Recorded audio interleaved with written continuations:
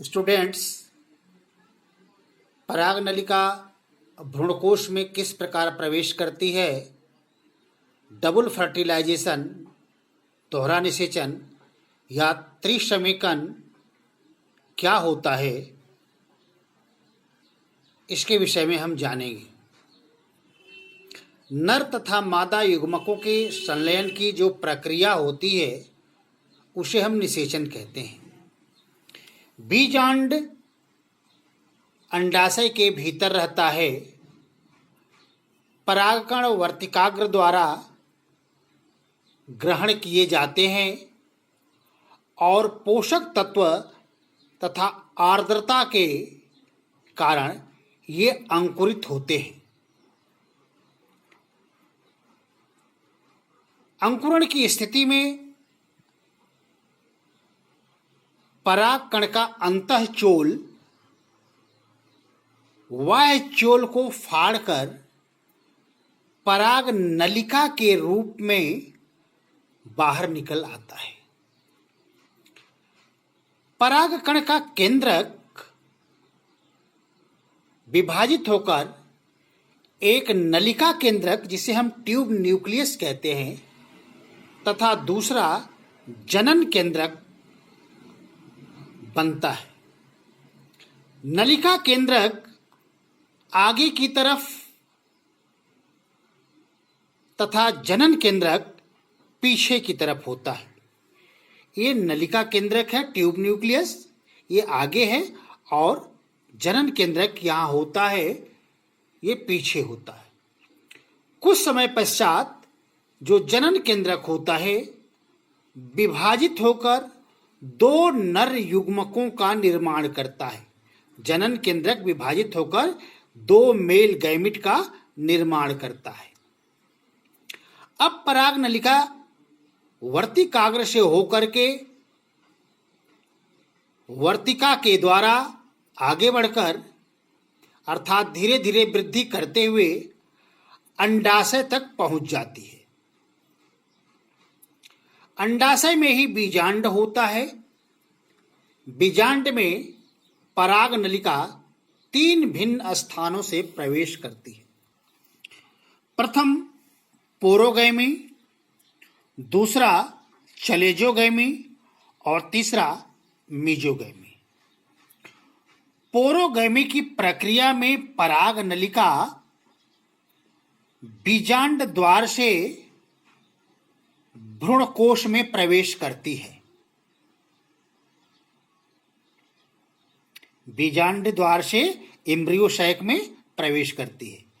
चलेजोगैमी की प्रक्रिया में पराग नलिका बीजांड में निभाग के तरफ से प्रवेश करती है।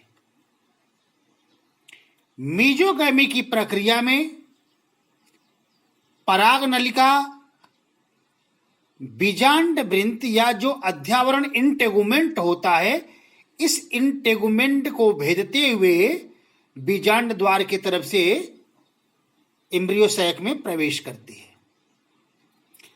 भ्रूणकोश में पराग नलिका अनेक प्रकार से प्रवेश करती है। जो भ्रूणकोश होता है, इस भ्रूणकोश में जो पराग नलिका है वह कई प्रकार से प्रवेश करती है। एक अंड कोशिका तथा सहायक कोशिका के मध्य से, ये बीच में अंड कोशिका होती है और ये सहायक कोशिका।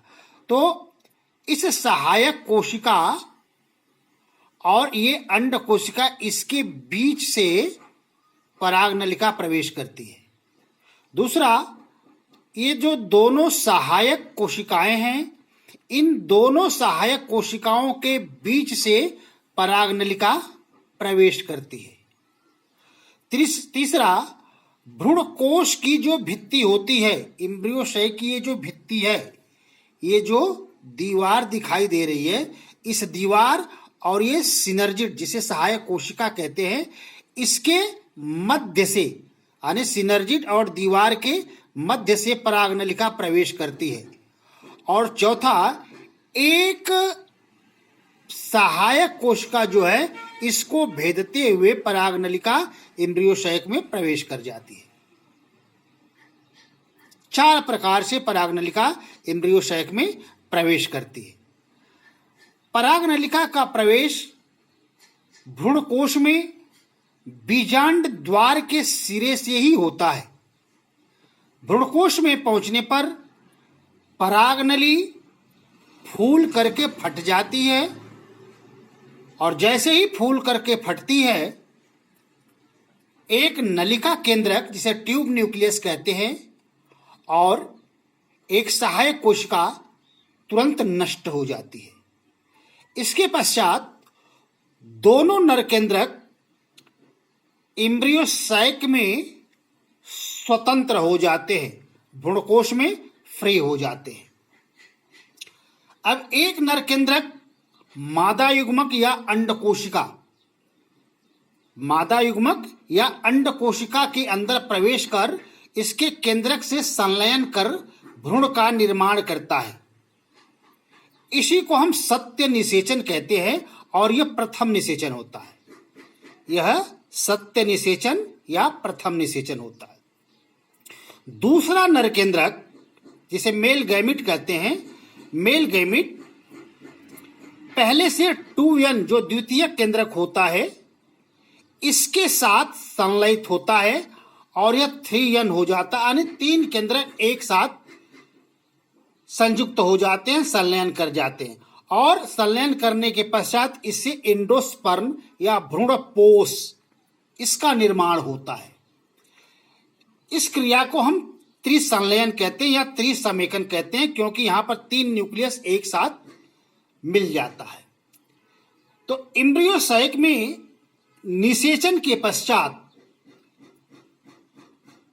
अर्थात जितने निषेचित केंद्रक होते हैं उन केंद्रकों को छोड़ करके जितने भी केंद्रक होते हैं या जितनी भी कोशिकाएं होती हैं ये सारी कोशिकाएं धीरे धीरे विलुप्त हो जाती हैं। चूंकि भ्रूणकोश में निषेचन 2 बार होता है, एक सेल से और दूसरा द्वितीय केंद्रक से, इसलिए इसे हम दोहरा निषेचन कहते हैं।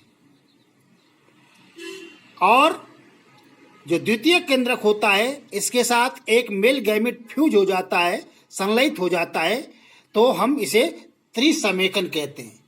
इसीलिए इसको हम डबल फर्टिलाइजेशन या ट्रिपल फ्यूजन भी कहते हैं। धन्यवाद।